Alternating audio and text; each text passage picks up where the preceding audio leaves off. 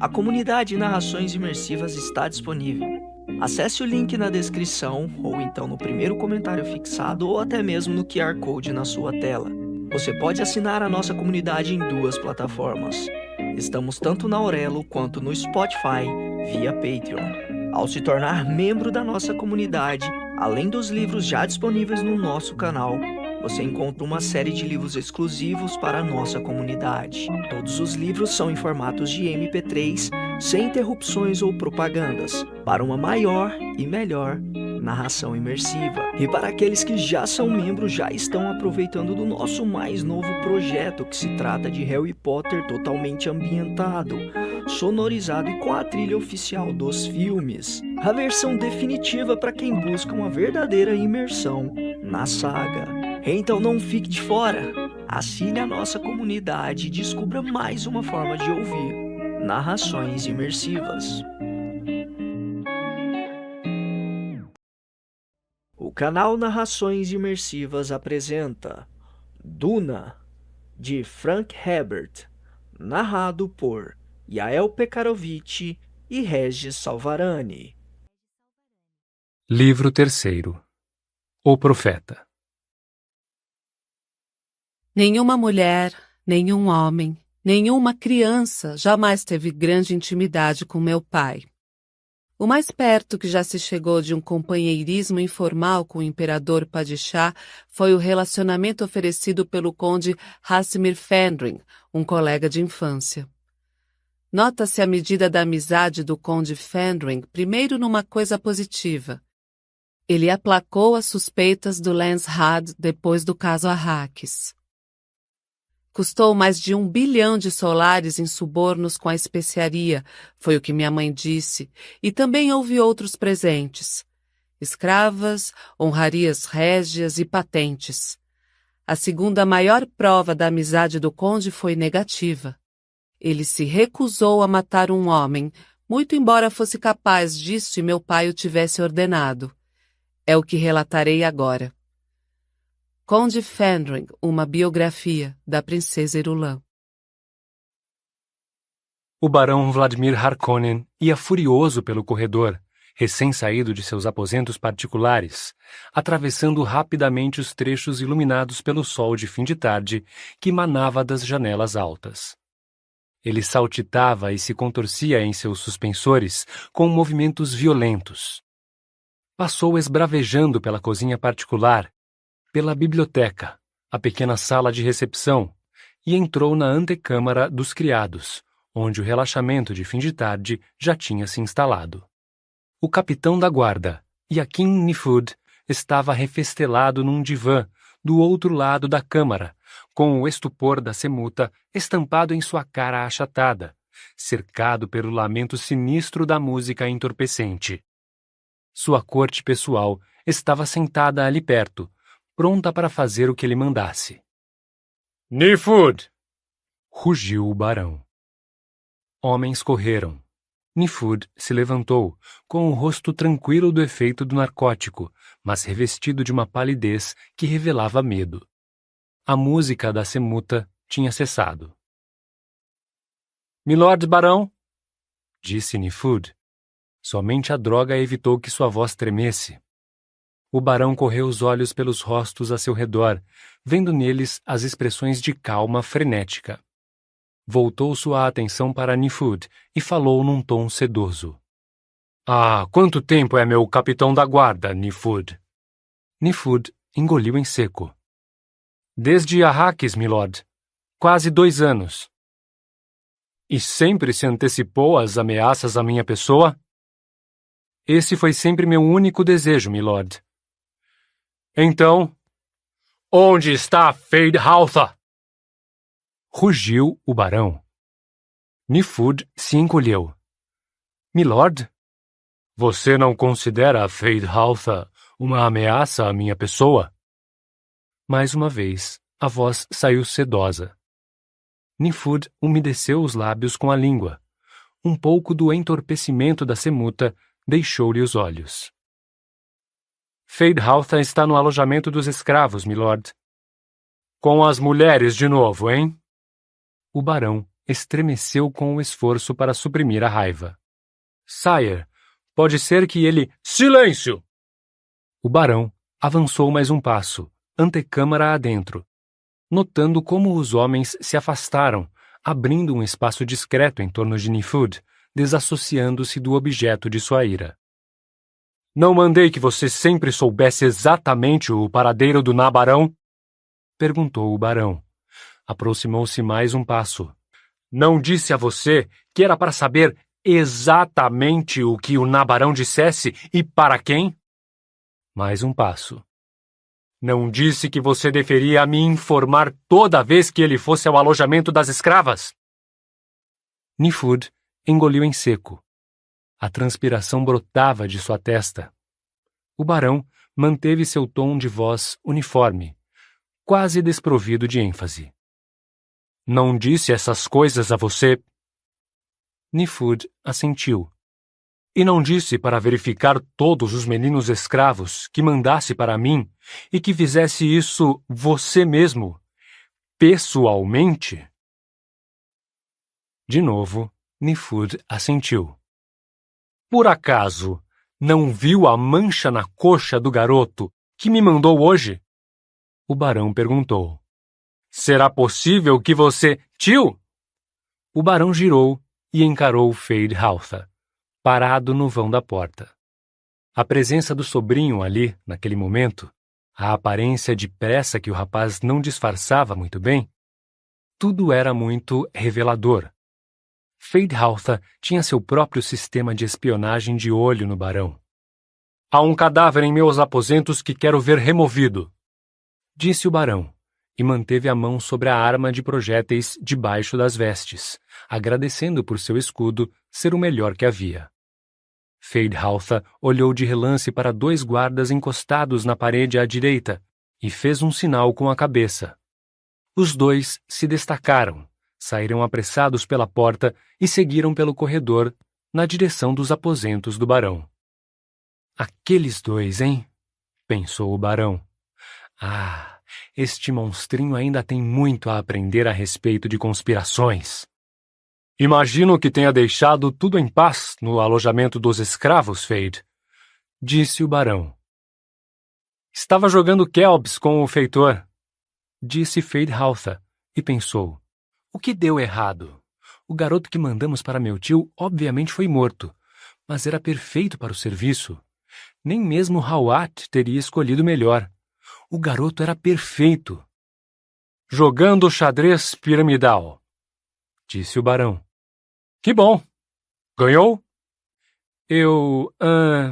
Sim, tio. E Feyd-Rautha se esforçou para conter sua inquietação. O barão estalou os dedos. Nifud, quer cair novamente em minhas boas graças? Sire, o que foi que fiz? Perguntou Nifud com voz trêmula. Isso não importa agora, disse o barão. Feyd ganhou do feitor de escravos no Kelps. Ouviu isso? Sim, sire. Quero que pegue 3 homens e procure o feitor, disse o barão. E o garroteie. Traga o cadáver quando terminar, para que eu possa ver que fez tudo direito. Não podemos ter enxadristas tão ineptos a nosso serviço. Feyd-Rautha ficou branco e deu um passo adiante. Mas tio, Mais tarde, Feyd, disse o barão e acenou com a mão. Mais tarde.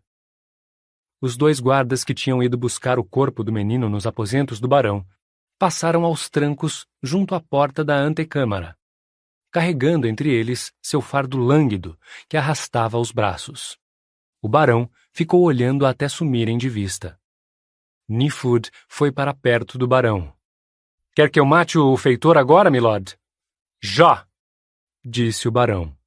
E ao terminar, acrescente esses 2 que acabaram de passar a sua lista. Não gostei da maneira como carregaram aquele corpo. Essas coisas se fazem sem sujeira.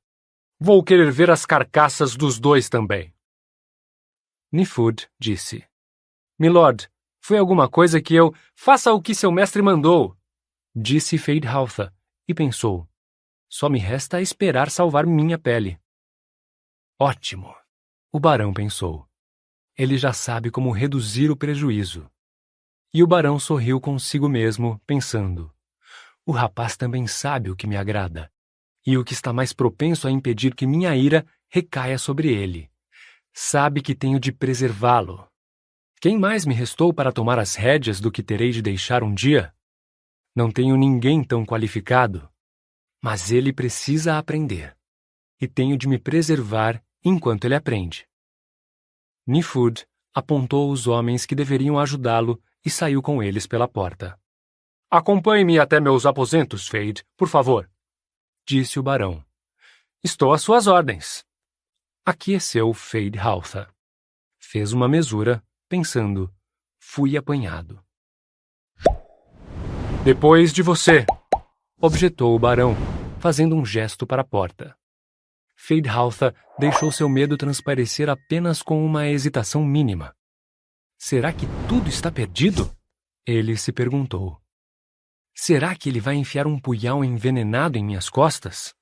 Devagar, através do escudo? Será que ele tem outro sucessor?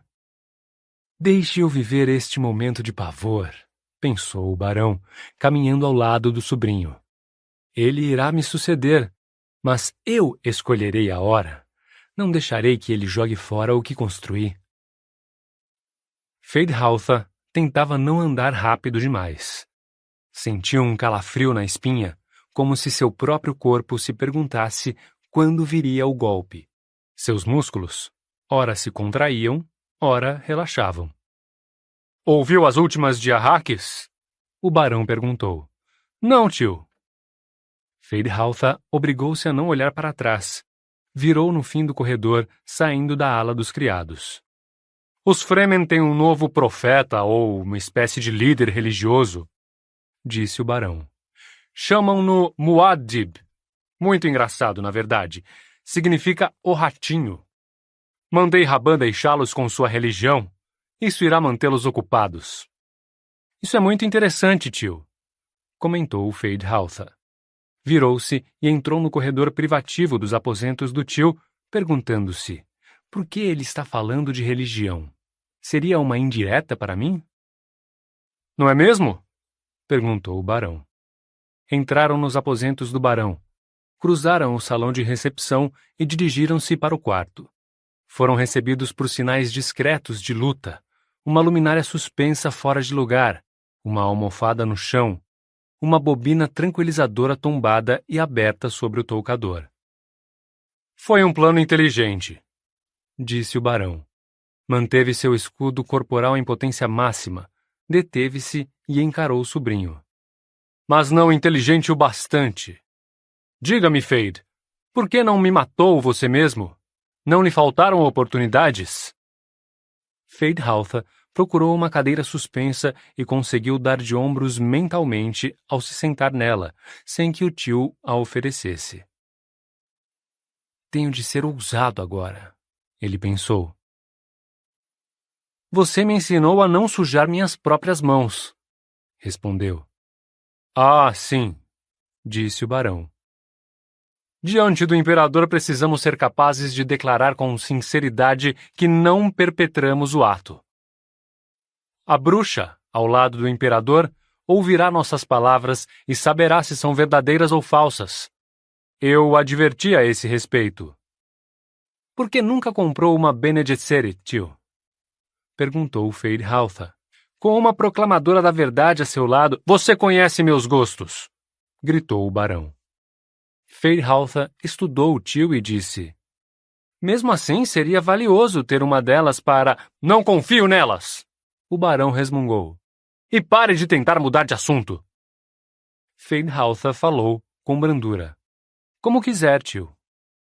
Lembro-me de uma vez na arena, há vários anos, disse o barão. Pareceu-me que naquele dia tinham preparado um escravo para matar você. Foi isso mesmo que aconteceu? Foi há tanto tempo, tio. Afinal, eu... Sem evasivas, por favor! Pediu o barão, e a severidade de sua voz revelou-lhe a raiva controlada. Feyd-Rautha olhou para o tio pensando: ele sabe. Se não soubesse, não perguntaria. Foi uma farsa, tio, Armei tudo para desacreditar seu feitor. Muito inteligente, disse o barão. E também corajoso. Aquele gladiador escravo quase pegou você, não foi? Foi. Se tivesse refinamento e sutileza equivalentes a essa bravura, você seria realmente formidável. O barão sacudiu a cabeça de um lado para outro e, como havia feito muitas vezes desde aquele dia terrível em Arrakis, viu-se lamentando a perda de Paiter, o Mentat. Aquele tinha sido um homem de sutilezas delicadas e perversas. Contudo, não lhe salvaram a vida. O barão voltou a sacudir a cabeça. O destino, às vezes, era inescrutável. Feydhauta olhou ao redor do quarto, estudando os sinais de luta, imaginando como seu tio havia sobrepujado o escravo preparado com tamanho cuidado. Como foi que o derrotei? O barão perguntou. Ora, Feyd. Permita-me guardar algumas armas para me preservar na velhice. É melhor aproveitarmos a ocasião para fazermos um pacto. Feydhauta encarou o tio. Um pacto? Então é certeza que tinha a intenção de me manter como herdeiro. Do contrário, por que fazer um pacto? Pactua-se com iguais ou quase iguais. Que pacto, tio? E Feydhauta se orgulhou de ter mantido a voz calma e racional sem revelar seu entusiasmo. O barão também notou o autocontrole do rapaz. Assentiu com a cabeça. Você é material de boa qualidade, Feyd. Não desperdiço material de qualidade.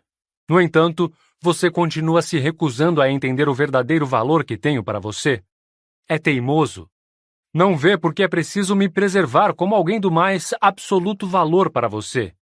Isto, apontou os indícios de luta no quarto. Isto foi uma tolice. Eu não premio a tolice. Vá direto ao assunto, velho idiota, pensou Feydhauta. Você pensa que eu sou um velho idiota? Disse o barão. Tenho de dissuadi-lo dessa ideia. Está falando de um pacto. Ah, a impaciência da juventude, lamentou o barão. Bem, eis a essência da coisa, então. Você vai parar de atentar estupidamente contra a minha vida.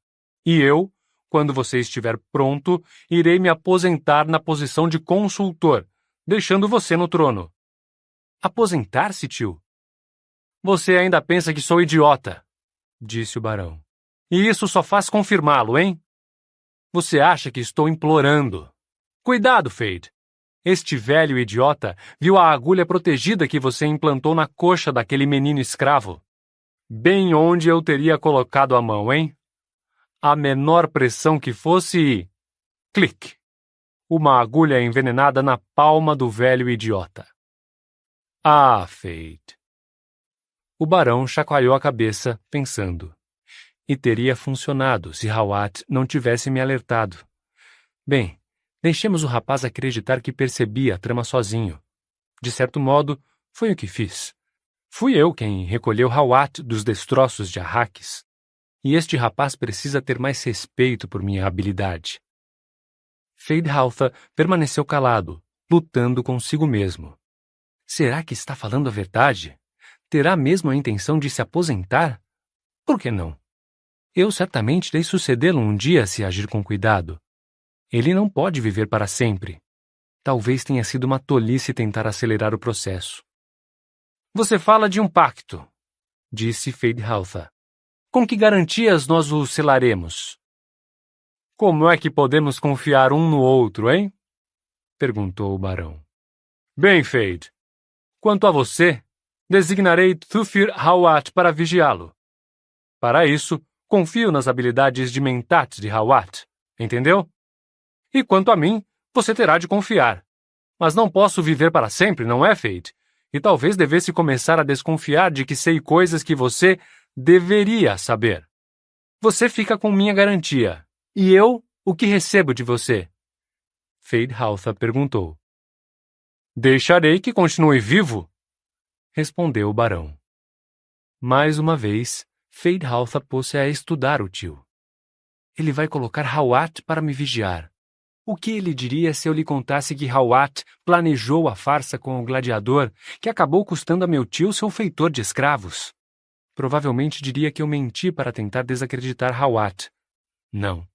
O bom Thufir é um mentat e previu este momento. Bem, o que me diz? Perguntou o barão. O que eu posso dizer? Aceito, claro. E Feyd-Rautha pensou. Hawat está fazendo jogo duplo. Será isso? Será que passou para o lado de meu tio porque não o consultei quanto ao atentado com o menino escravo? Você não comentou o fato de eu designar Hawat para vigiá-lo, disse o barão. Feyd-Rautha revelou sua raiva ao dilatar as narinas. O nome de Hawat tinha sido um sinal de perigo na família Harkonnen durante tantos anos. E agora tinha um novo significado, ainda perigoso. Hawat é um brinquedo perigoso, disse Feyd-Rautha. Brinquedo? Não seja estúpido. Sei o que Hawat é e como controlá-lo. Hawat tem emoções intensas. Ora, que podem se curvar às nossas necessidades. Tio, não entendo você. Sim, isso é bastante óbvio. Somente um piscar fugaz dos olhos revelou o ressentimento momentâneo de Feyd-Rautha. E você não entende Hawat, disse o barão. Nem você, pensou Feyd-Rautha. A quem Hawat culpa pelas atuais circunstâncias? O barão perguntou. A mim? Certamente. Mas ele era um instrumento dos Atreides e levou a melhor sobre mim durante anos, até o Imperium se envolver. É como ele vê a coisa. O ódio dele por mim agora é algo natural. Ele acredita ser capaz de me derrotar quando bem entender. Acreditando nisso, ele é derrotado, pois dirijo a atenção dele para onde quero. Contra o Imperium. As contrações de uma nova compreensão desenharam linhas de tensão na testa de Feyd-Rautha e afinaram seus lábios. Contra o Imperador? Deixemos meu sobrinho querido saborear isso, o barão pensou. Que ele diga consigo mesmo, o Imperador Feyd-Rautha Harkonnen. Que ele se pergunte quanto isso vale. Certamente deve valer a vida de um tio idoso e capaz de realizar esse sonho. Devagar, Feyd-Rautha umedeceu os lábios com a língua. Seria verdade o que o velho tolo dizia? Havia mais ali do que transparecia. E o que Hawat tem a ver com isso? Perguntou Feyd-Rautha. Ele pensa que está nos usando para se vingar do imperador.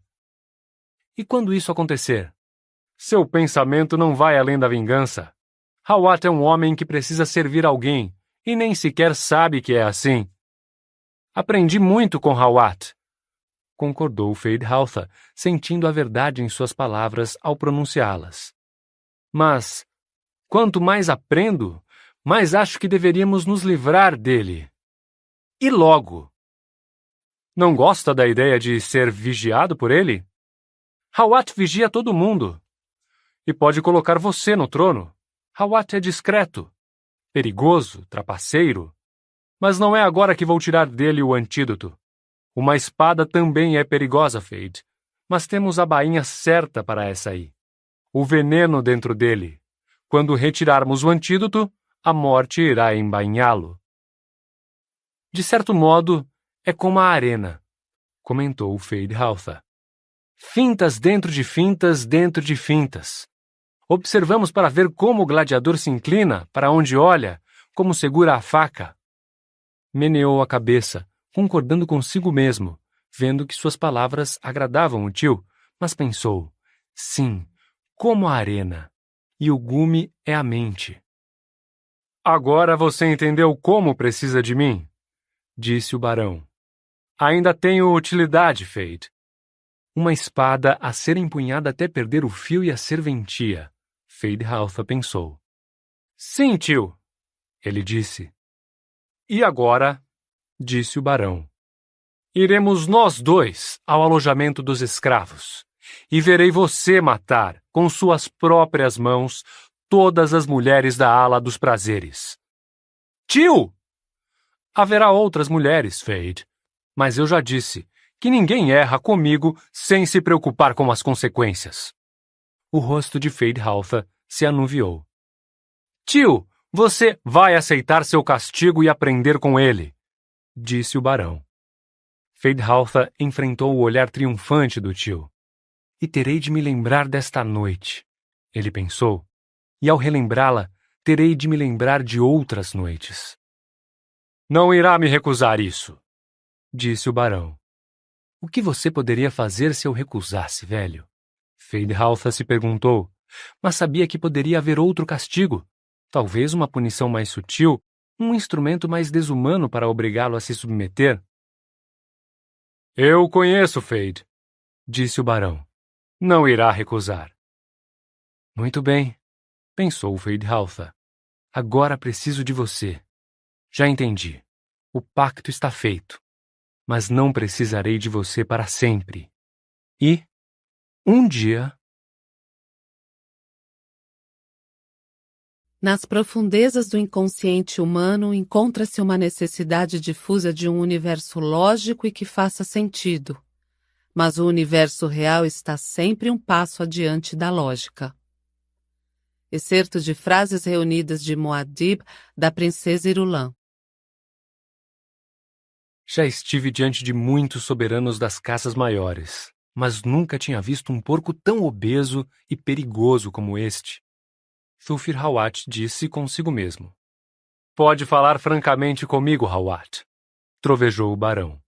Recostou-se em sua cadeira suspensa, transfixando Hawat com os olhos cingidos por pregas de gordura.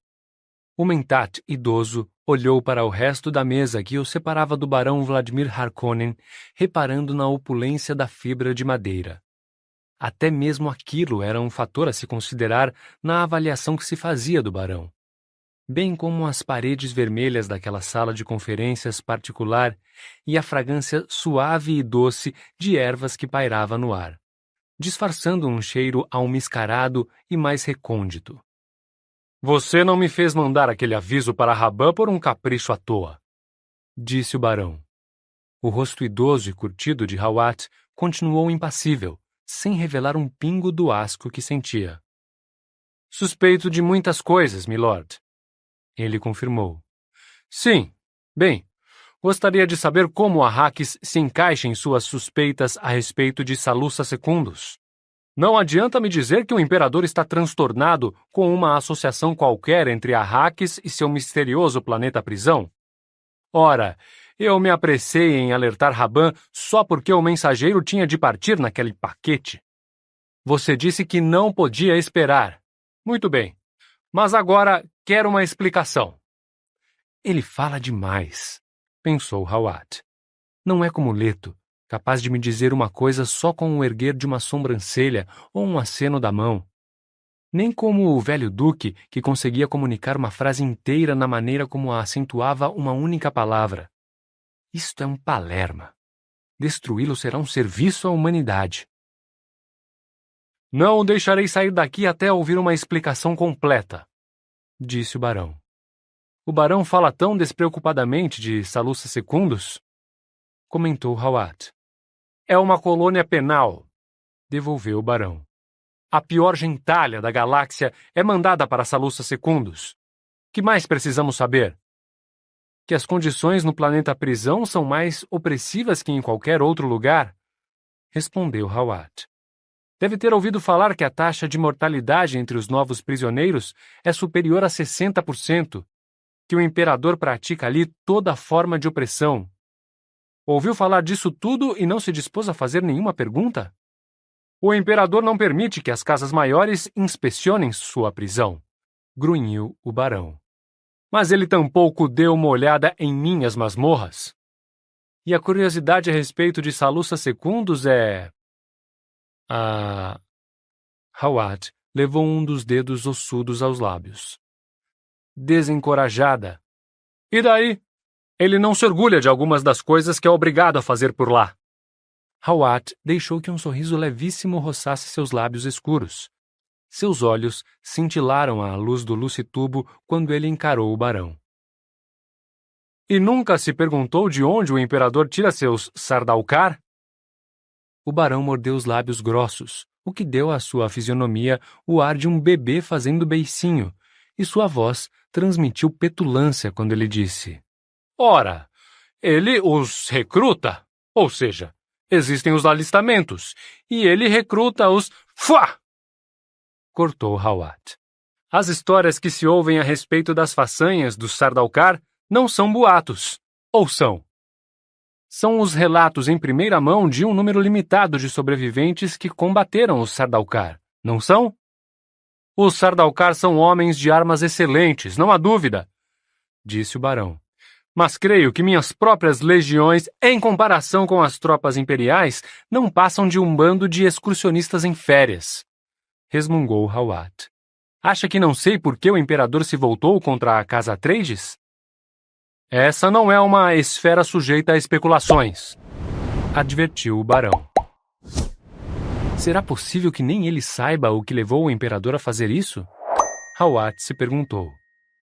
Qualquer área está sujeita a minhas especulações se é para fazer o que o barão me contratou para fazer, disse Hawat. Sou um mentat. Não se nega informações nem linhas de computação a um mentat.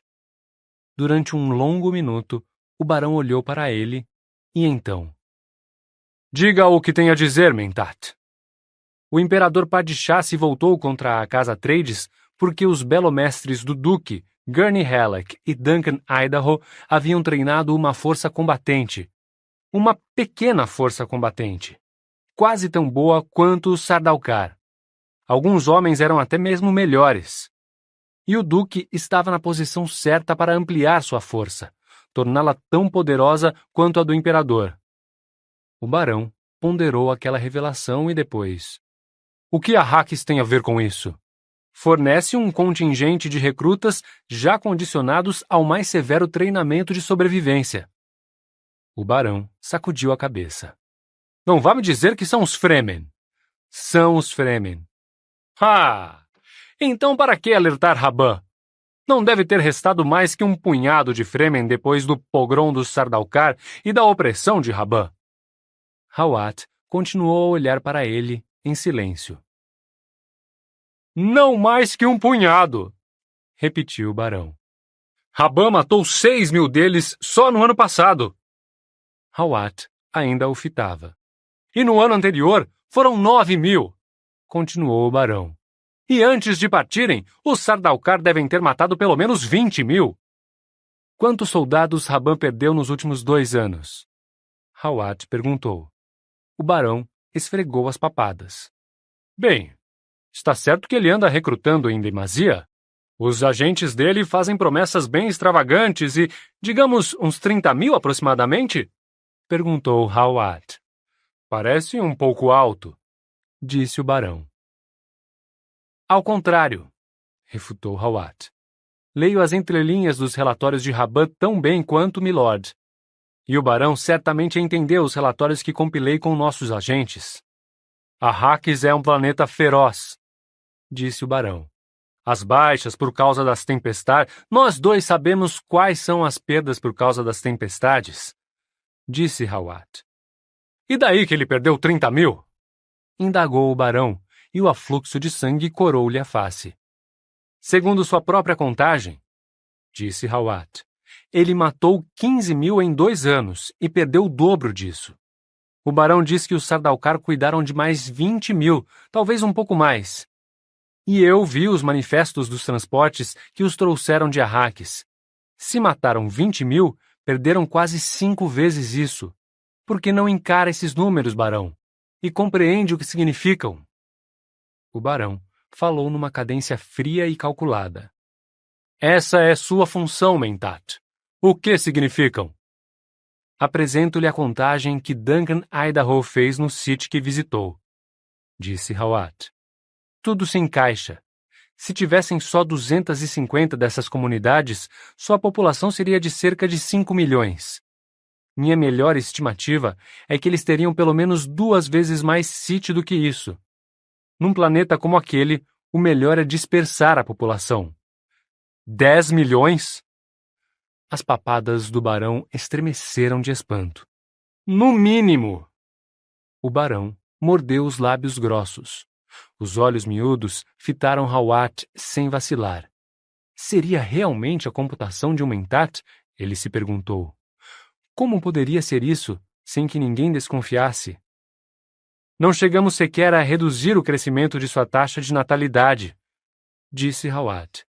Só eliminamos os espécimes não tão bem-sucedidos, deixando que os fortes ficassem ainda mais fortes, exatamente como em Salusa Secundus. Salusa Secundus! Vociferou o barão. O que isso tem a ver com o planeta prisão do imperador? O homem que sobrevive a Salusa Secundus já começa mais resistente que a maioria, disse Hawat. Acrescente-se a isso o que há de melhor em treinamento militar. Bobagem! Seu argumento implica que eu poderia recrutar os Fremen depois da maneira como foram oprimidos por meu sobrinho. Hawat falou com voz suave. O barão não oprime seus soldados? Bem, Mas a opressão é relativa, explicou Hawat. Seus homens de armas levam uma vida muito melhor que aqueles que os cercam, não? Veem que há alternativas mais desagradáveis a ser os soldados do barão, não é? O barão ficou em silêncio, olhando o vazio. As possibilidades. Teria Raban fornecido à casa Harkonnen sua arma suprema? No mesmo instante disse: Como garantir a lealdade desses recrutas? Eu os reuniria em pequenos grupos, nada maior que um pelotão, disse Hawat. Eu os removeria de sua situação opressiva e os isolaria com um quadro de pessoas que entendessem de onde eles vieram, de preferência pessoas que tivessem passado pela mesma situação opressiva. Então, eu os encheria com a mística de que seu planeta, na verdade, era um campo de treinamento para produzir exatamente seres superiores, como eles próprios. E, o tempo todo, mostraria o que esses seres superiores poderiam ganhar. Uma vida suntuosa, belas mulheres, mansões requintadas, tudo o que desejassem. O barão começou a concordar com a cabeça. Que é como os Sardaukar vivem no planeta deles. Os recrutas, com o tempo, passam a acreditar que um lugar como o Salusa Secundus se justifica porque os produziu. A elite, o mais ordinário soldado dos Sardaukar, leva uma vida, em muitos aspectos, tão digna quanto a de qualquer membro de uma casa maior. Mas que ideia! Sussurrou o barão. Começa a suspeitar o mesmo que eu, disse Hawat. Onde foi que isso começou? Perguntou o barão. Ah, sim. De onde vem a casa Corrino? Havia gente em Salusa Secundus antes de o imperador mandar para lá os primeiros contingentes de prisioneiros? Nem sequer o Duque Leto, um primo por parte de mãe, sabia ao certo. Essas perguntas não são encorajadas. Os pensamentos embaciaram os olhos do barão. Sim, um segredo guardado com todo cuidado. Usariam todos os estratagemas de... Além disso, o que há para esconder? Hawat perguntou. Que o imperador Padishah tem um planeta prisão? Todo mundo sabe disso. Que ele tem... Conde Fenrir. O barão falou de repente. Hawat interrompeu o que dizia. Estudou o barão com uma carranca confusa. O que tem o Conde Fenrir? No aniversário de meu sobrinho há alguns anos, disse o barão. Aquele janota imperial, o Conde Fenrir, veio como um observador oficial e para concluir um acordo de negócios entre o imperador e eu. E daí? Durante uma de nossas conversas, creio que eu disse algo sobre fazer de Arrakis um planeta prisão. Fenrir, o que disse exatamente? Hawat perguntou. Exatamente? Já faz um bom tempo e... Milord Barão, se quer aproveitar meus serviços ao máximo, terá de me fornecer informações adequadas. Essa conversa não foi gravada? A fúria corou o rosto do barão. Você é tão ruim quanto Paiter. Não gosto desses. Paiter não está mais aqui, milord, disse Hawat. Por falar nisso, o que de fato aconteceu com Paiter? Ele ficou muito íntimo e muito exigente, disse o barão. O barão vive me garantindo que não costuma desperdiçar um homem que ainda tem serventia. lembrou Hawat. Vai me desperdiçar com ameaças e sofismas? Discutíamos o que o barão disse ao conde Fenrir. O barão foi recompondo aos poucos sua fisionomia.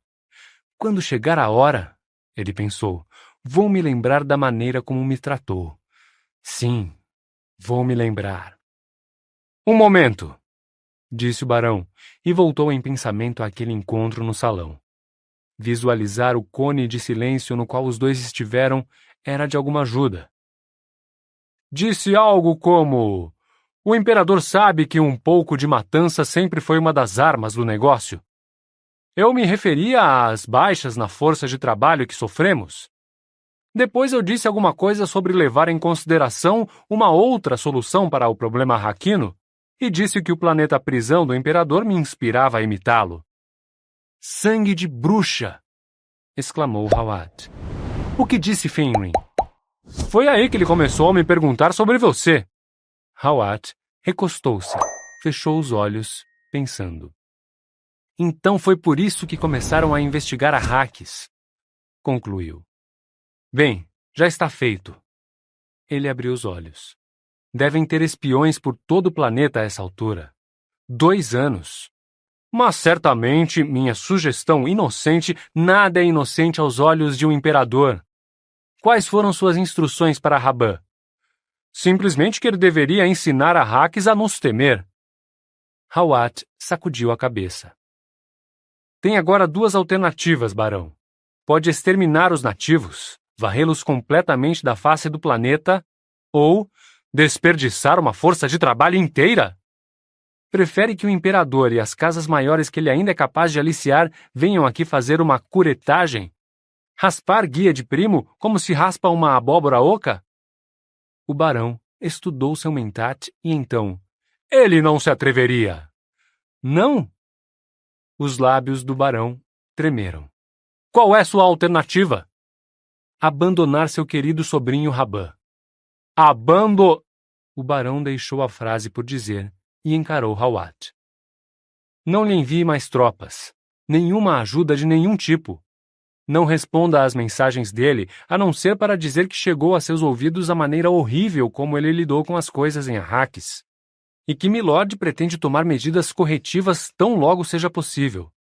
Vou providenciar para que algumas de suas mensagens sejam interceptadas pelos espiões imperiais. Mas e quanto à especiaria? A receita? Exija os lucros do baronato, mas tome cuidado ao cobrá-los. Peça montantes fixos a Raban. Podemos... O barão virou as palmas das mãos para cima. Mas como posso ter certeza de que meu sobrinho matreiro não... Ainda temos nossos espiões em Arrakis. Diga a Raban que, se não alcançar as cotas de especiaria estabelecidas por Milord, ele será substituído.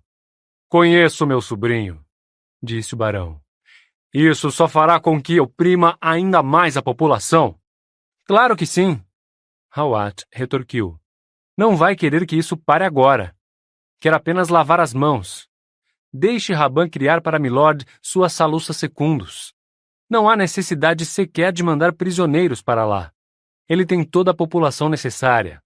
Se Raban exaurir sua gente para cumprir as cotas de especiaria, então o imperador não precisará desconfiar de outro motivo. Isso é razão suficiente para extorquir o planeta. E o barão não demonstrará, nem com suas palavras, nem com seus atos, haver qualquer outro motivo para isso. O barão não conseguiu evitar o tom zombeteiro de admiração em sua voz. Ah, Hawat, você é ardiloso. Agora, como iremos entrar em Arrakis e usar o que Raban nos preparou? Essa é a coisa mais simples de todas, barão. Se a cada ano Milord aumentar um pouco mais a cota, a situação logo chegará a um ponto crítico. A produção cairá. O barão poderá remover Raban e assumir o comando pessoalmente, para pôr ordem na bagunça. É justo, disse o barão. Mas já vi que estou me cansando disso tudo. Estou preparando outra pessoa para tomar conta de Arrakis por mim. Hawat estudou o rosto redondo e gordo diante dele. Sem pressa, o velho espião soldado começou a menear afirmativamente a cabeça. Feyd-Rautha, ele disse. Então esse é o motivo para a opressão agora. O barão também é muito ardiloso. Talvez possamos incorporar esses dois planos. Sim, seu Feyd-Rautha pode chegar a Arrakis como um salvador, pode conquistar o populacho. Sim.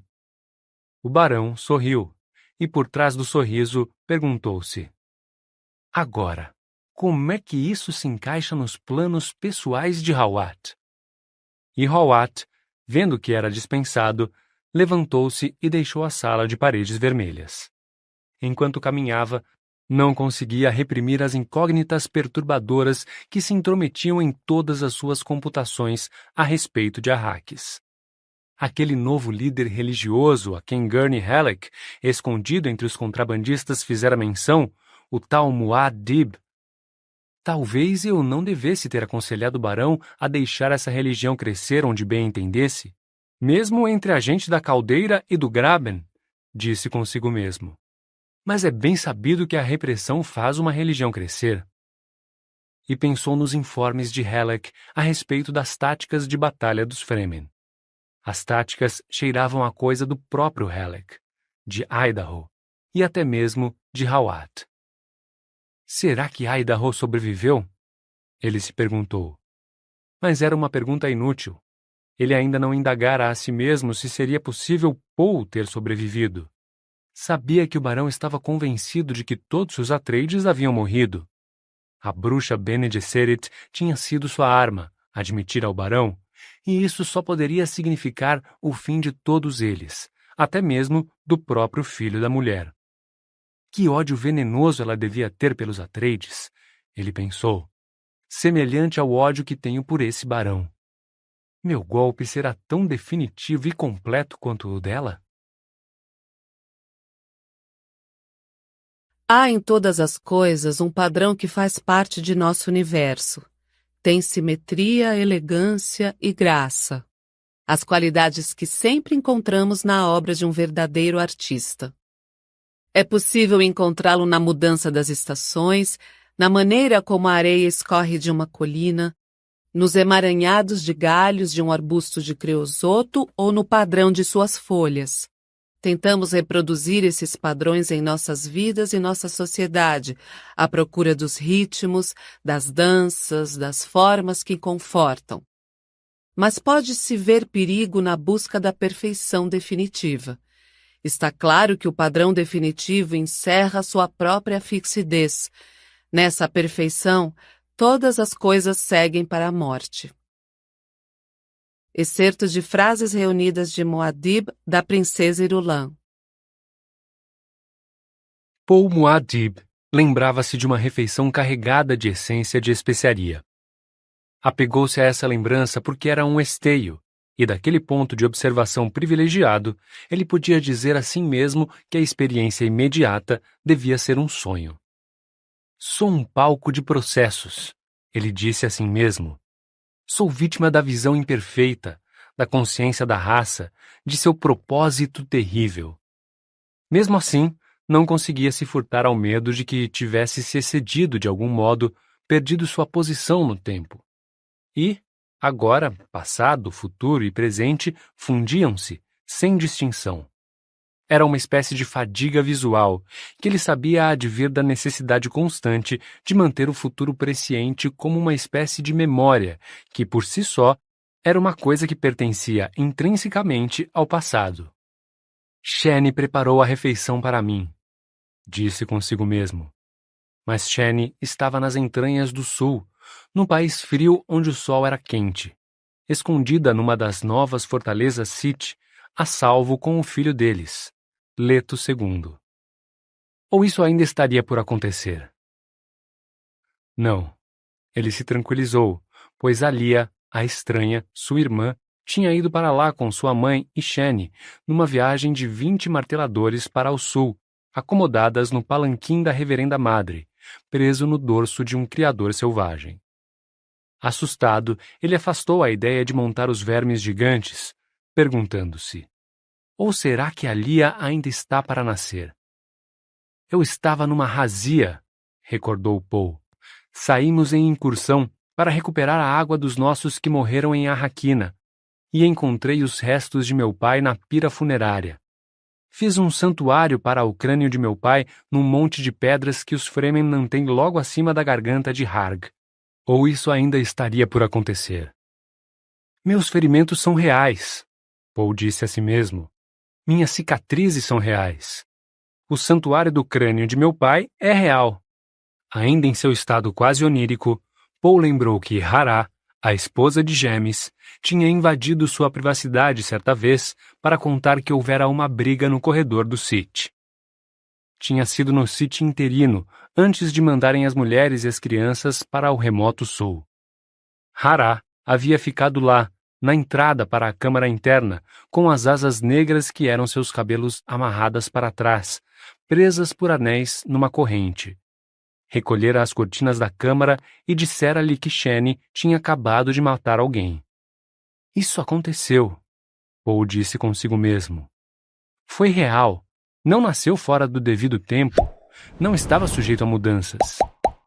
Paul lembrava-se de ter saído às pressas e encontrado Sheni à luz dos globos amarelos do corredor, vestindo um sari azul brilhante, com o capuz atirado para trás e o rubor do esforço em suas feições de fada. Estava justamente embainhando a Dagakris. Um tropel de gente disparava pelo corredor, carregando algo pesado. E Paul lembrava-se de ter dito consigo mesmo: sempre sabemos quando estão carregando um corpo.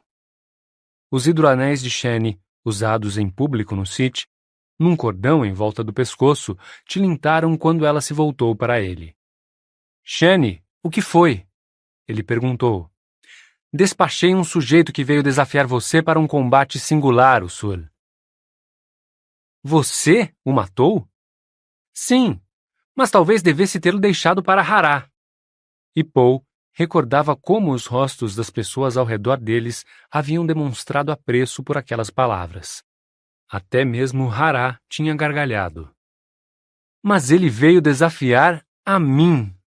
Você me treinou pessoalmente na doutrina dos sortilégios, Usul. Certo, mas você não deveria... Nasci no deserto, Usul. Sei usar uma daga, Cris. Ele reprimiu a raiva. Tentou dialogar de maneira racional. Pode ser verdade, Sheni, mas não sou mais uma criança caçando escorpiões no Sith com um globo portátil, Usul. Eu não brinco. Paul lançou-lhe um olhar penetrante, surpreso com a ferocidade ímpar por baixo daquela atitude despreocupada. Ele não era digno, Usul, disse Sheni. Eu não quis interromper sua meditação com gente como ele.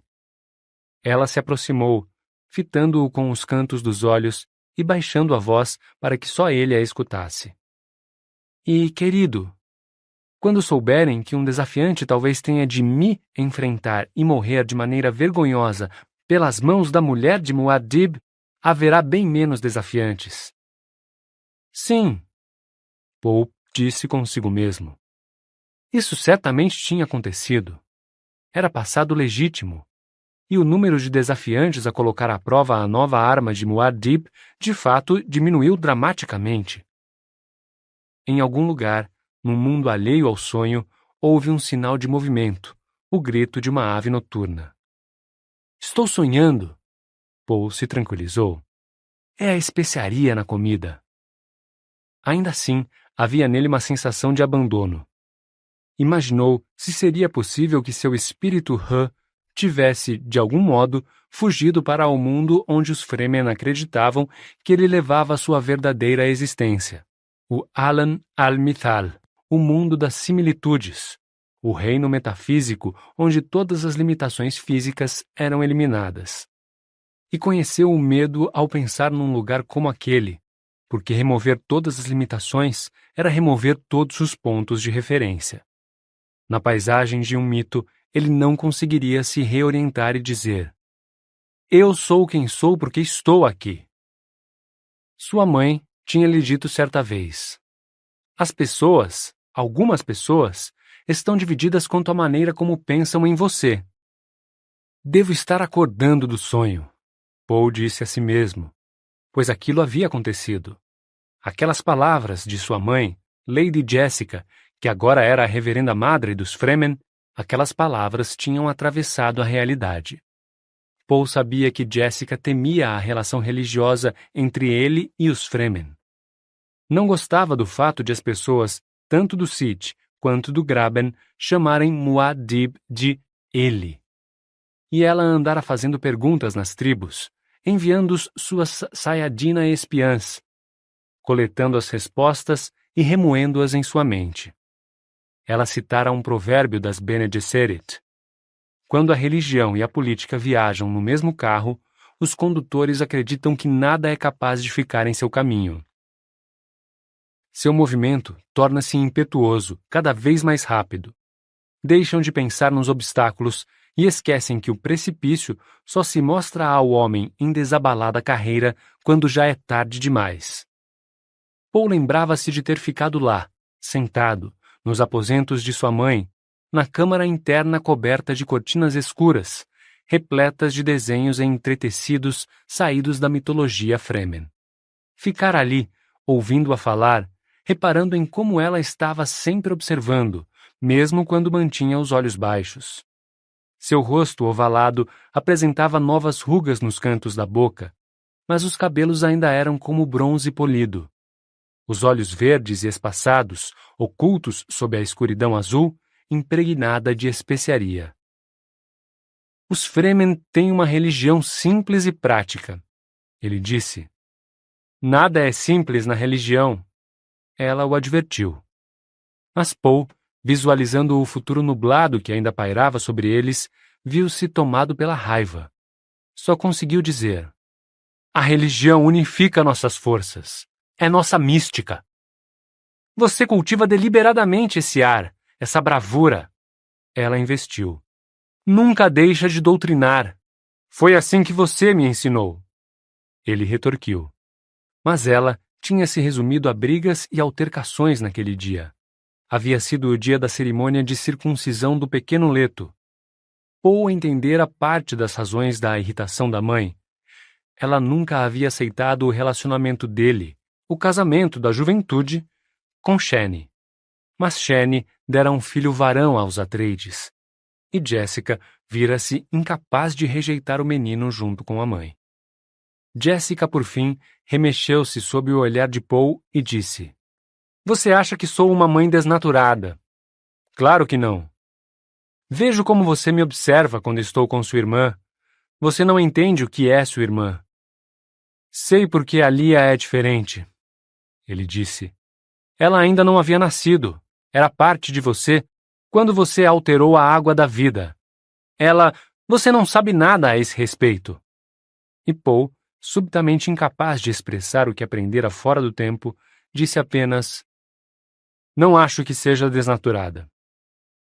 Ela notou a angústia dele e falou: Uma coisa, filho. Sim. Amo realmente sua Shane. Eu a aceito. Isso foi real, Paul disse consigo mesmo. Não era a visão imperfeita a ser alterada pelas distorções provenientes do nascimento do próprio tempo. Essa afirmação renovou-lhe o domínio sobre seu mundo. Pedacinhos de realidade concreta começaram a emergir no estado onírico, atravessando-o, entrando em sua percepção. De repente, sabia estar num Ireg, um acampamento no deserto. Shane havia armado a tenda estiladora sobre a areia fina, por ser macia. Só podia significar que Shane estava por perto. Shane, sua alma. Shane, sua Sihaya. Agradável como a primavera no deserto. Shane, que viera dos palmares, no remoto sul. Aí lembrou-se de Shane cantando-lhe uma canção dos areneiros na hora de dormir.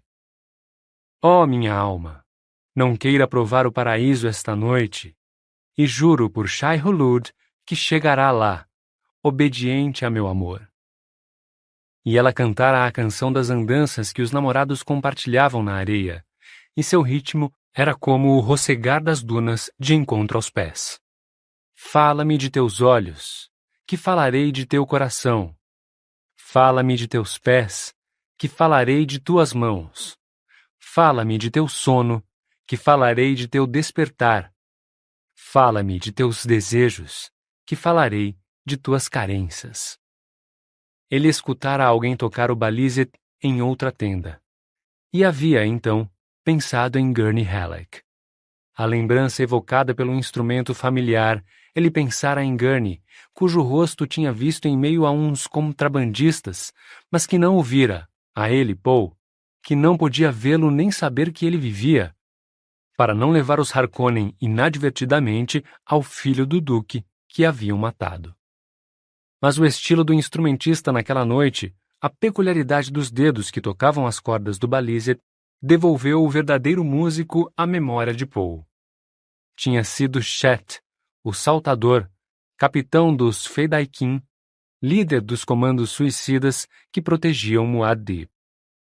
Estamos no deserto, Paul se lembrou. Estamos no Central, fora do alcance das patrulhas Harkonnen. Estou aqui para trilharenar, chamar um verme e montá-lo com meus próprios meios para que eu possa ser Fremen por inteiro. Sentia agora a pistola maula em seu cinto, a Dagakris. Sentia que o silêncio o cercava. Era aquela quietude especial que antecedia a manhã, quando as aves noturnas já tinham partido e as criaturas do dia ainda não haviam dado sinal de vida a seu inimigo, o sol. Você precisa viajar pela areia à luz do dia para que Shai Hulud o veja e saiba que você não tem medo, dissera Stilgar. Por isso, inverteremos nossos horários e iremos dormir esta noite. Em silêncio, Paul levantou o torso, sentindo a frouxidão do traje estilador, folgado em volta de seu corpo, e a tenda estiladora na penumbra mais adiante. Moveu-se com tamanha delicadeza, mas Shane o escutou. Ela falou, mais uma sombra nas trevas da tenda. Ainda não raiou totalmente o dia, querido. Se raia, ele disse, quase rindo. Você me chama de sua primavera no deserto, ela disse. Mas hoje sou teu tormento. Sou a Sayadina que cuidará para que os ritos sejam observados. Ele começou a apertar seu traje estilador. Você me citou, certa vez, as palavras do Kitab al-Ibar. Ele comentou. Disse, a mulher é teu campo. Vá então a teu campo e lavra-o. Sou a mãe de teu primogênito. Ela concordou. Ele a viu na penumbra, imitando-o em cada movimento, ajustando o traje estilador para o deserto aberto. Descanse o quanto puder, ela disse. Paul reconheceu que era o amor de Shane por ele falando e repreendeu-a delicadamente. A Sayadina da vigília não aconselha nem adverte o candidato. Ela deslizou para junto dele, tocou-lhe a face com a palma da mão. Hoje sou tanto a observadora quanto a mulher. Devia ter deixado essa tarefa para outra pessoa, ele disse. A espera já é tão ruim, ela protestou. Prefiro estar a teu lado. Ele beijou a palma da mão dela antes de prender a aba facial de seu traje. Depois virou-se e abriu o lacre da tenda. O ar que o saudou ao entrar tinha a secura inexata e gélida que condensava o orvalho ínfimo da aurora. Com ele veio o cheiro de uma massa pré-especiaria que haviam detectado a nordeste dali, e isso lhes dizia que haveria um criador por perto. Paul saiu engatinhando pela abertura, ficou de pé sobre a areia e se espreguiçou para livrar os músculos do sono. Uma tênue luminescência verde perolada delineava o horizonte oriental. As tendas de sua tropa eram pequenas dunas falsas a cercá-lo na escuridão. Viu alguma coisa se mexer à sua esquerda, os guardas, e percebeu que eles também o viram. Sabiam do perigo que ele enfrentaria naquele dia. Todos os Fremen já o haviam enfrentado. Proporcionavam-lhe agora os últimos momentos sozinho, para que pudesse se preparar. Tem de ser hoje, ele disse consigo mesmo. Pensou no poder que detinha a despeito do pogrom, os anciões que lhe mandavam seus filhos para que fossem treinados na doutrina de batalha dos sortilégios. Os anciões que agora lhe davam ouvidos no conselho e seguiam seus planos. Os homens que voltavam para lhe oferecer o maior elogio entre os Fremen. Seu plano funcionou, Muad'Dib. Contudo, o menor e mais insignificante guerreiro Fremen era capaz de fazer algo que ele nunca fizera. E Paul sabia que sua liderança era prejudicada pelo conhecimento onipresente dessa diferença entre eles. Ele não havia montado o Criador. Ah, sim, ele subira com os outros, nas incursões de ataque e treinamento, mas ainda não fizera sua própria viagem. Até que o fizesse, seu mundo era limitado pelas habilidades alheias. Nenhum Fremen de verdade poderia permitir algo assim. Até que o fizesse, até mesmo as vastas terras do sul, a área a uns 20 marteladores depois do lhe eram negadas, a menos que mandasse vir um palanquim e viajasse feito uma reverenda madre ou um dos doentes e feridos. Voltou-lhe à lembrança sua luta com a percepção interior durante a noite. Viu ali um estranho paralelo. Se dominasse o Criador, seu regime sairia fortalecido. Se dominasse o olho interior, isso traria a própria medida de autoridade. Mas, para além dessas duas coisas, ficava a área nebulosa, o grande tumulto no qual o universo inteiro parecia envolvido. A diferença nas maneiras como ele compreendia o universo o assombrava. A precisão combinada à imprecisão. Ele ouvia in situ. Contudo, ao nascer, ao se unir às pressões da realidade, o agora ganhava vida própria e crescia, com suas próprias diferenças sutis. Restava o propósito terrível. Restava a consciência da raça. E, acima de tudo isso, assomava o jihad, sangrento e selvagem. Sheni juntou-se a ele fora da tenda, abraçando os próprios cotovelos, olhando para ele com os cantos dos olhos, como fazia quando estudava-lhe o estado de ânimo. Fala-me outra vez sobre as águas de teu planeta natal, Usul, ela disse. Paul viu que ela tentava distraí-lo, aliviar-lhe a mente das tensões antes do teste fatal. Estava clareando, e ele notou que alguns de seus Fedaykin já estavam desmontando as tendas. Prefiro que você me fale do Sith e de nosso filho, ele disse. Nosso Leto já conquistou minha mãe? E a Alia também, ela respondeu. E está crescendo rápido. Vai ser um homem grande. Como ela no sul? Ele perguntou. Quando montar o Criador, você verá pessoalmente, ela disse. Mas quero ver primeiro com seus olhos. É de uma solidão intensa, ela disse. Ele tocou o lenço Nesroni na testa de Sheni, que escapava do gorro do traje estilador. Por que não quer falar do Sith? Já falei. O Sith é um lugar solitário sem nossos homens. É um lugar de trabalho. Lidamos nas fábricas e nas estufas. Temos armas a fabricar, postes a fincar, para a previsão do tempo, especiaria a recolher, para os subornos. Temos dunas a plantar, para que cresçam e sejam ancoradas.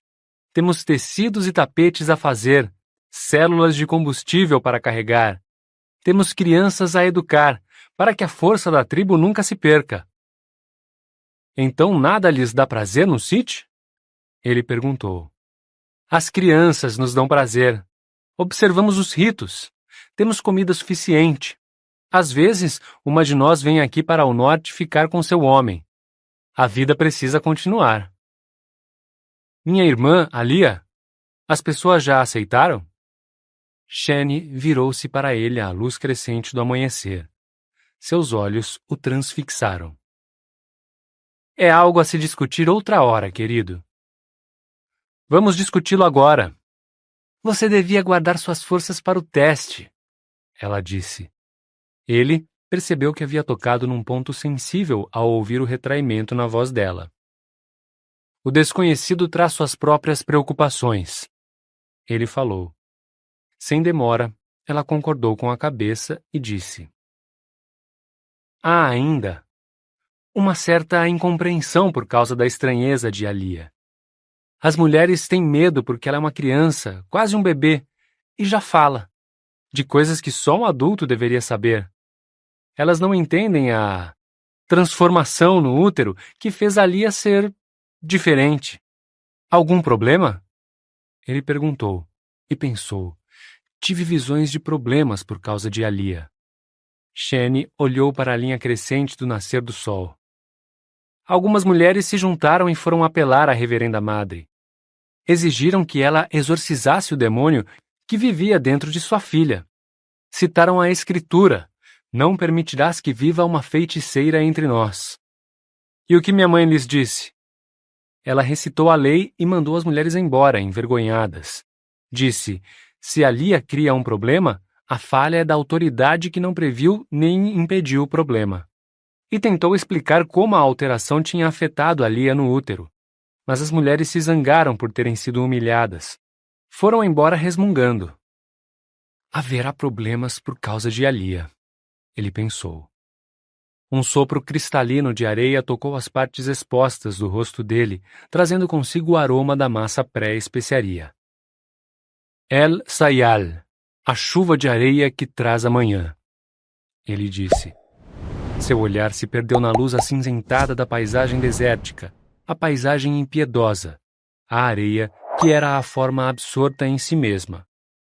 Um relâmpago seco cortou um canto escuro ao sul, sinal de que uma tempestade ali tinha acumulado sua carga estática. A trovoada ribombou muito depois. A voz que embeleza a terra, disse Shane. Outros homens de Paul saíram das tendas. Os guardas voltavam do perímetro. Tudo a seu redor movia-se com uniformidade na velha rotina que não exigia ordens. Dê o mínimo possível de ordens, dissera-lhe o pai certa vez, havia muito tempo. Depois de dar ordens em determinada matéria, terá sempre de dar ordens nessa matéria. Os Fremen conheciam essa regra instintivamente. O hidromestre da tropa deu início ao canto matutino, acrescentando o chamado para o rito de iniciação do montarenador. O mundo é uma carcaça, entoou o homem, e sua voz era um lamento por sobre as dunas. Quem é que pode afastar o anjo da morte? O que Shai-Hulud decretou, assim tem de ser. Paul pôs-se a escutar, reconhecendo que eram as palavras que também principiavam o cântico de morte de seus Fedaykin, as palavras que os comandos declamavam ao se atirar na batalha. Será que hoje teremos aqui um santuário de pedras para marcar a partida de mais uma alma? Paul se perguntou. Será que os Fremen irão se deter aqui, no futuro, para acrescentar mais uma pedra e pensar em Muad'Dib, que morreu neste lugar? Sabia que era uma das alternativas daquele dia. Um fato nas linhas do futuro que se irradiavam daquela posição no espaço-tempo. A visão imperfeita o afligia. Quanto mais ele resistia a seu propósito terrível e combatia a chegada do Jihad, maior era a confusão que se entremeava em sua presciência. Todo o seu futuro ia se tornando um rio que corria para o abismo. O nexo violento depois do qual tudo era névoa e nuvens. Stilgar vem aí, disse Shane. Não posso interferir agora, querido. Agora tenho de ser a Sayadina e observar o rito, para que seja relatado fielmente nas crônicas. Ela ergueu os olhos para fitá-lo, e por um momento sua circunspecção vacilou. Depois ela recuperou o controle. Quando tiveres terminado, irei preparar teu desejum com minhas próprias mãos. Ela completou. Virou-se e partiu. Stilgar vinha na direção dele, atravessando a areia finíssima, remexendo pequenas poças de poeira. Os nichos escuros de seus olhos continuavam fixos em Paul, com seu olhar indômito. O vestígio de barba negra acima da máscara do traje estilador, as linhas marcadas das maçãs do rosto, de tão imóveis, poderiam ter sido gravadas pelo vento na rocha natural. O homem trazia o estandarte de Paul, o estandarte verde e preto com um hidrotubo no mastro, que já era uma lenda naquela terra. Com certa medida de orgulho, Paul pensou: não posso fazer nem as coisas mais simples sem que se tornem uma lenda. Eles irão registrar como me despedi de Shane, como saudarei Stilgar, cada gesto meu neste dia. Vivendo ou morrendo, é uma lenda.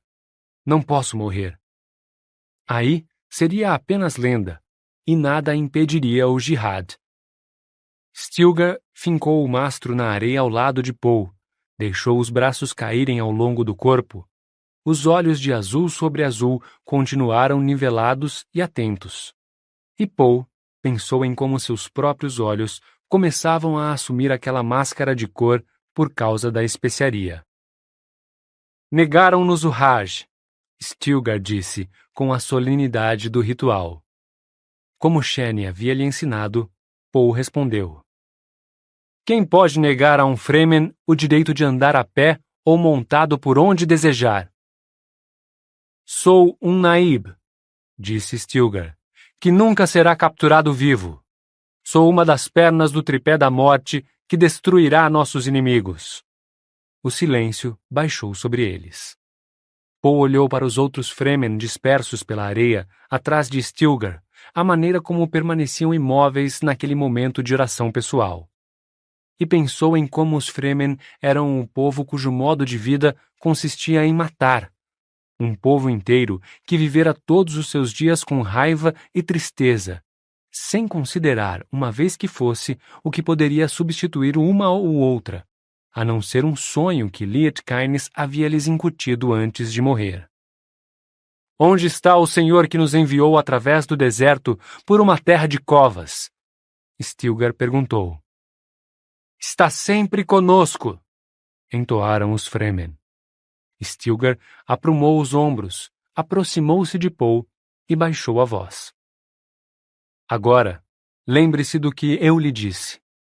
Seja simples e direto. Não faça nenhuma extravagância. Nossa gente monta o Criador pela primeira vez aos 12 anos. Você já passou dessa idade faz mais de 6 anos e não nasceu Fremen. Não tem a obrigação de impressionar ninguém com sua coragem. Sabemos que é valente. Só precisa chamar o Criador e montá-lo. Eu vou me lembrar, disse Poe. É bom mesmo. Não vou deixar você me envergonhar como professor. Stilgar tirou de sob o manto um bastão plástico com cerca de 1 metro de comprimento. A coisa era pontuda de um dos lados e tinha uma matraca de mola na outra extremidade. Preparei este martelador pessoalmente. É dos bons. Tome. Poe sentiu a suavidade cálida do plástico ao aceitar o martelador. Shishakli está com seus ganchos, disse Stilgar. Ele os entregará a você quando subir naquela duna ali adiante. Apontou para sua direita. Chame um criador grande, Usul. Mostre-nos o caminho. Poe reparou no tom de voz de Stilgar. Tinha em parte a solenidade do ritual e em parte a preocupação de um amigo. Naquele instante, o sol pareceu saltar acima do horizonte. O céu assumiu a cor azul-cinza prateada que anunciava um dia de calor e secura extremos, até mesmo para Arrakis. É a hora do dia escaldante, disse Stilgar, e agora sua voz era toda formal. Vá, Usul, e monte o Criador. Viaje pela areia como líder de homens. Poe bateu continência para seu estandarte, notando como a bandeira verde e negra pendia flácida agora que o vento da aurora morrera. Ele se virou para a duna indicada por Stilgar, um aclive cor de bronze sujo, com o cimo em forma de S. A maior parte da tropa já se deslocava na direção oposta, escalando a outra duna que havia abrigado o acampamento. Restava um vulto de manto no caminho de Poe. Shishakli, um líder de esquadrão entre os Fedaykin, e somente seus olhos, de pálpebras oblíquas, eram visíveis entre o gorro e a máscara do traje estilador.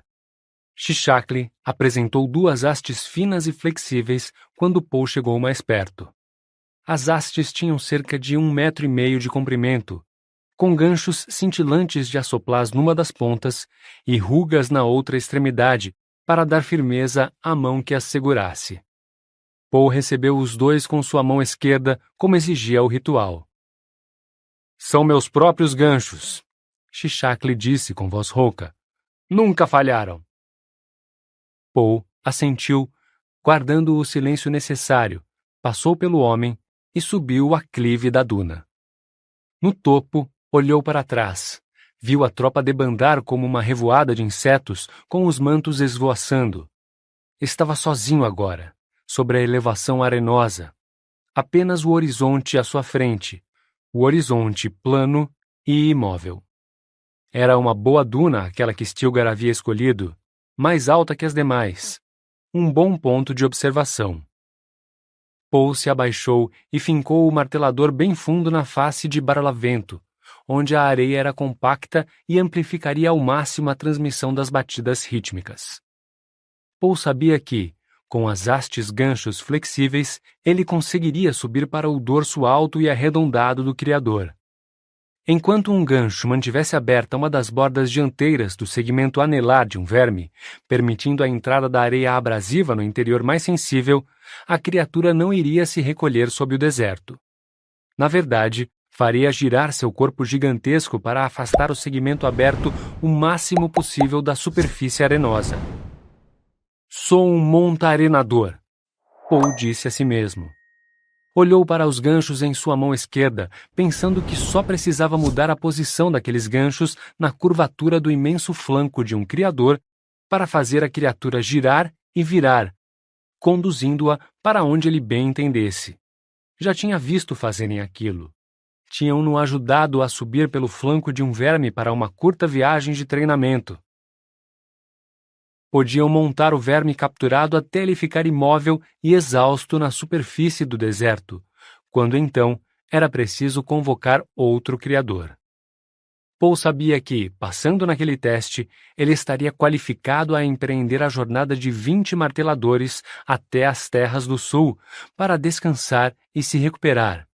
Até o sul, onde as mulheres e as famílias se escondiam do pogrom, entre os novos palmares e sítios populosos.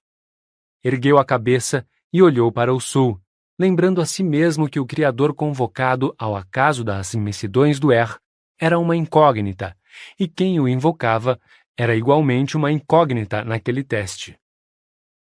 Estude com cuidado o criador que chega, explicara Stilgar. Aproxime-se o suficiente para conseguir montá-lo quando ele passar, mas não perto demais para deixar que ele engula você. Com uma decisão repentina, Paul soltou o trinco do martelador. A matraca começou a girar e o chamado retumbou pela areia, um cadenciado tum, tum, tum.